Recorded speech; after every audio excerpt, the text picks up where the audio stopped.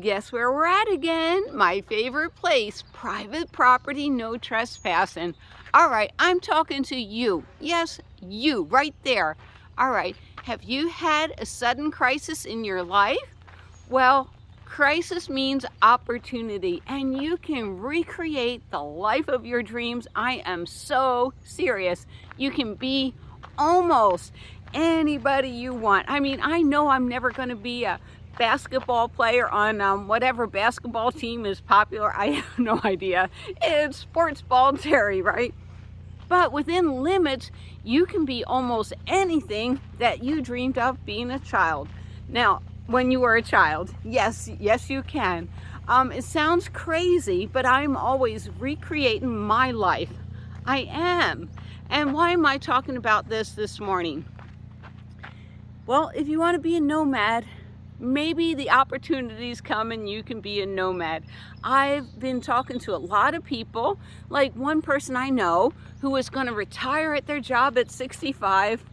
Well, the factory's closing down and you are 63. Time to look for another job. Or maybe you want to be a work camper and work camp until you're 65. You know, disaster strikes at any minute of any time of the day. Now, see, I'm smiling. Y'all know my story. When I was 50, I lost everything that I had. I left with the clothes on my back, my van, and $2,000 in debt, and started living at shelters. Is that important? Sure, because what made my life different than the other people living at the shelter is I didn't see it as a crisis. I saw it as I lost 300 pounds of ugly fat. Okay, maybe 200 and something. He looked like Jabba the Hutt. I never had to put up with him again. And, you know, sure, you know, there's the starting line at zero, and there I am at $2,000 in debt.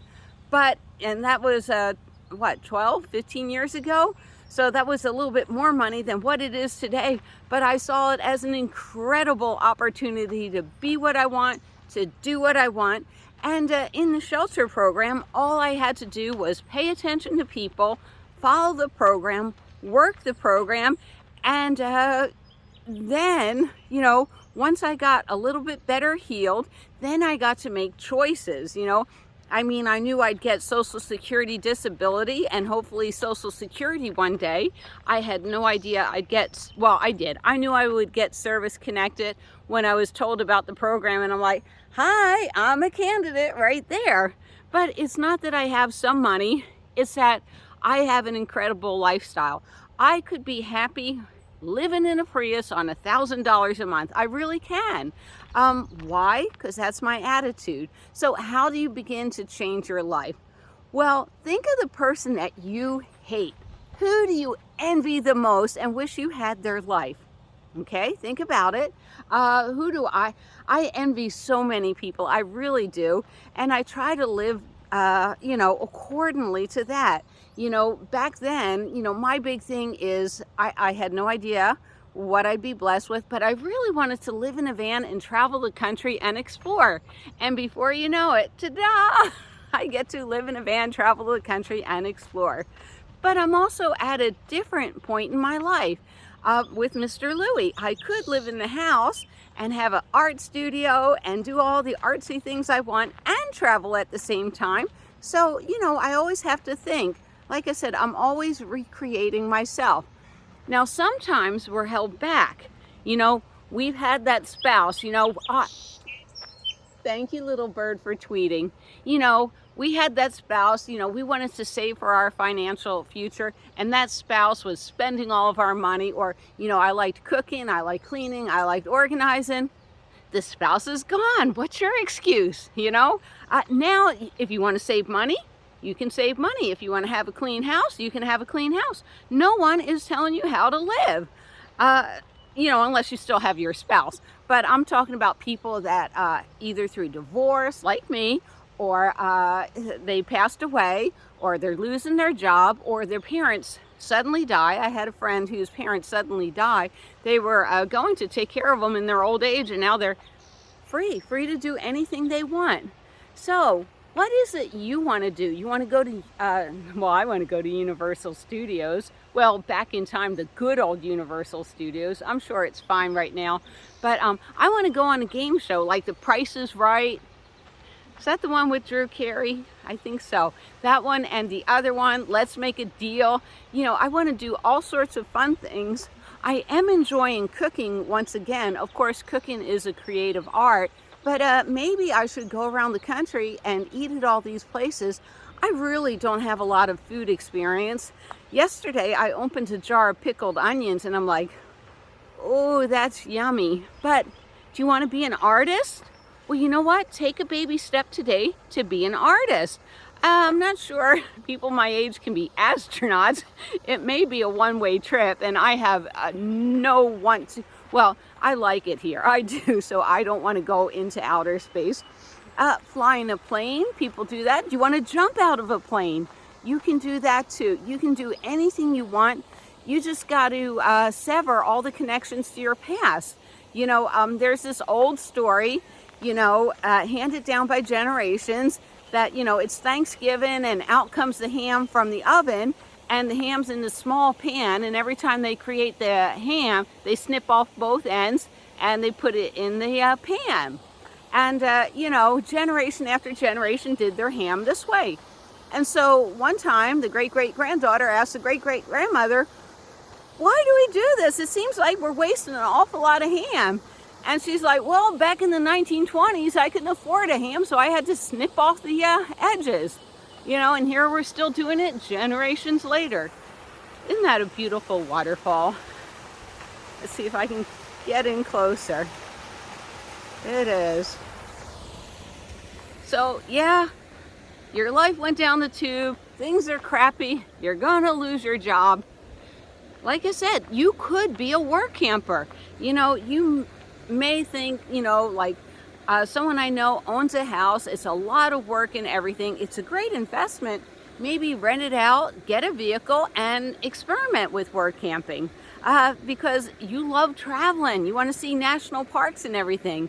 There are so many opportunities out there for you, but all you have to do is dream just a little. It was so funny. You know, the other story I love is the elephant, with the big elephant with the teeny weeny little chain around his leg. And someone said, well, why doesn't the elephant break that chain? And the answer is, well, sure, it's a small chain now, but when the elephant was a teeny tiny little baby, it couldn't break the chain, so it grew up knowing that chain is unbreakable, you know? So we got to get rid of all those chains. We really do. And it's hard because every day as I walk through this life, it's like, oh, is this why I'm not doing that? When I left my husband, it took me like 2 years to be able to come, you know, what is it, an hour and a half south to San Diego just to go to the beach. And I was highly motivated. Why? Because my van needed a smog check and I had to run chemicals through it, so the smog check would come out okay. So yeah, it doesn't matter what your motivation is. I'll tell you that, you know, like I said, it was the pain of not having a van, you know, if it didn't pass the smog check. So I did it. And it's those little steps. The first time I went to the East Coast to visit with my family, I mean, it took me like 3 or 4 weeks to get back there. I've never really stealth camped, but I stealth camped along the way. And I get there and my family, well, my family is weird. My mom said something horrible to me.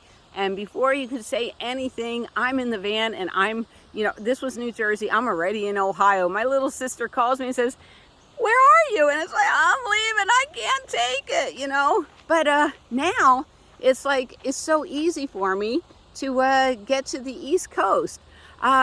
Yeah, it was so funny. The first year is always the hardest of van camping because you have so much to learn. And then, like the second year of going around the country, then it's like, oh, okay, I've been to Lancaster, PA, Pennsylvania Dutch, I've been to Hershey Park, I've been to Cape May, New Jersey. Then you start to build onto these things that you've learned about.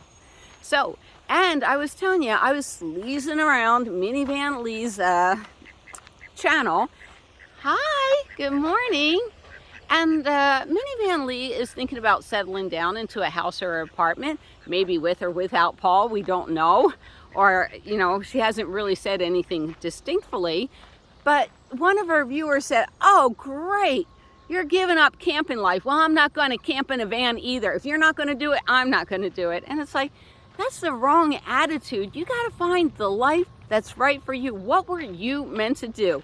And you know what? You find that life, and happiness will follow. You know, I talk about that, but for most people I know that live in their vans, and I talk to hundreds of people out in the RTR, 99% of us, we're all happy, we're all living the dreams.